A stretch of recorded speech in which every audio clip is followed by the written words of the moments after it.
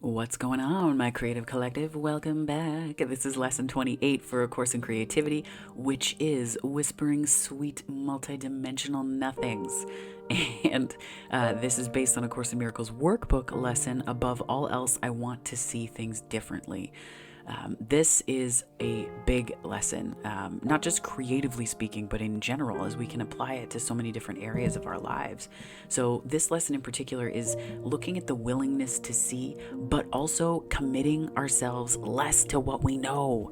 This also frees up your energy so that you're not constantly responding or reacting from a place of past knowledge and knowing it all, right? This frees you up because then you don't have to know it all. You don't have to know every detail or every aspect of what something is or whom someone is, and you get to be in the present moment so that they can show you, so that you don't have to rely on this output of energy from a place of assumption or expectation or anything like that. And that's a beautiful place to be, because it means you're truly beholding someone and the things around you, right? You get to exchange energy with them as opposed to constantly giving, right? Constantly giving that energy away because you're making those assumptions and doing the work of explaining that, right? It's a beautiful kind of curiosity that you get to embody with people, and you get to be curious about who they are. You get to want to know all these details about them, right? Whereas if you're in that place of not wanting to see things differently and just certainty, right? We go back to certainty here.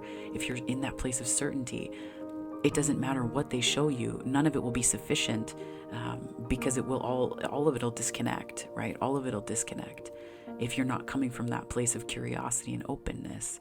And that's really what this particular lesson calls for. So the workbook lesson talks about it in terms of tables and, not really knowing what a table is for, right? Not really understanding that and asking the table to show you what it is for and what it does. To that end, I will read you a quote from the workbook in this lesson 28.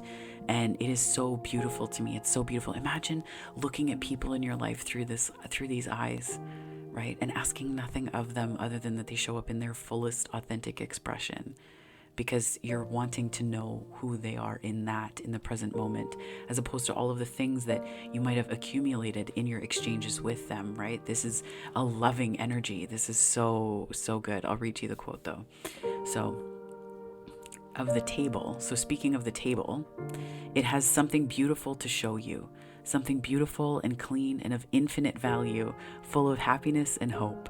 Hidden under all your ideas about it is its real purpose, the purpose it shares with all the universe.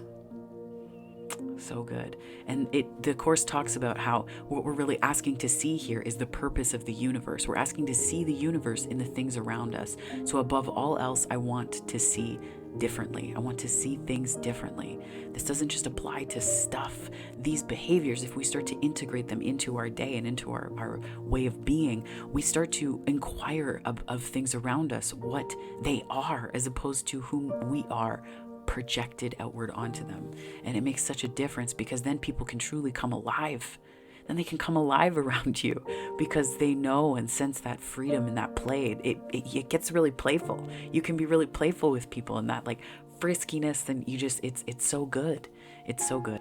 This is a big part of creative problem solving as well, because creative problem solving is about admitting that we don't know the answer. That tends to be problem solving in general, but admitting that we may not even know the way to the answer is being opened to the multiplicity of routes to the answer and the multiplicity of answers that might even surprise us in the way that they are applied to the problem and solve it faster or in different ways than we initially expected, right? So your creative spark for today is to think of a person or, just a thing around you. If a person is too charged, right?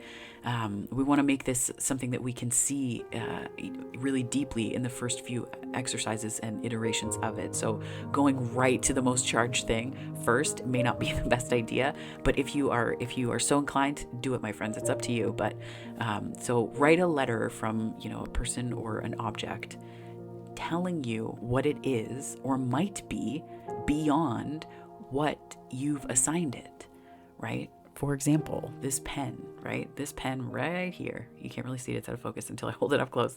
This pen right here is a pen, but what if it was the last pen that I ever had? then what? It would be something completely different. What if it was the first pen that I've ever encountered?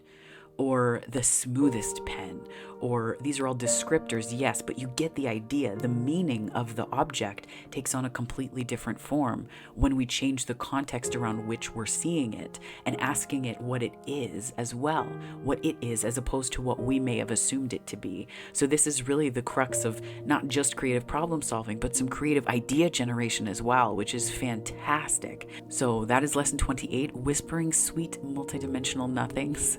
And that is lesson 28 from A Course in Miracles, the workbook as well. So my friends, if this resonated or you liked it, please like and subscribe. I'd love to have you on the channel. Thank you so much for your eyes and your time here. I am very, very appreciative and grateful.